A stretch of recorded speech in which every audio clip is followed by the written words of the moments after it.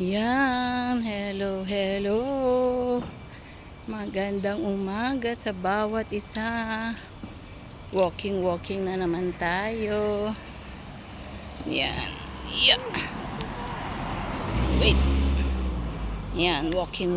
Medyo nahirapan tayo sa bata. Okay, yan. So, lakad-lakad tayo at yan, kailangan natin mag-walk. Medyo okay naman, mahangin-hangin pero mainit pa rin ang panahon. It's October 10 na po, halos 1 week pass na ng October, November, December, 2 months na lang, Pasko na naman. So kabilis ng panahon talaga. Pinapaiksi ng Panginoon ang ating panahon upang tayo ay more na magtiwala at goon sa Kanya dahil talagang malapit na po siyang dumating ang ating Panginoong Jesus. Yan. So, syempre, dahil walking tayo ay magpe-prayer walk. Mangungumusta tayo. It's October. Ito ay Pastor Month and of course, Teachers Month.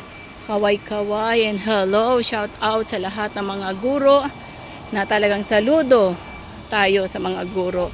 Yung patience nila, no, na na talagang magturo sa mga bata. Nakikita ko, especially dito, no, yung mga hirap ng mga guro na iba-ibang karakter ng mga kabataan, ng mga bata, pero matyaga po silang nagtuturo, no, yung mga ugali ng mga bata talagang kakaiba, pero nandyan sila na nagtuturo talaga sila. And of course, shout out sa lahat din ng mga kapastoran, sa mga nakita naman natin kung gaano din mag-preach, magturo ang mga pastor, manalangin para sa ating lahat. Siyempre, yung iba nga sabi nila, tinawag sila at sabi nga na kokonti o walang sahod yung iba. Pero ang kagandahan dito na naging faithful po sila sa kanilang mga calling and go on pa rin sila no matter what, because they love God, they obey God, and go on sila sa kanilang mga tawag.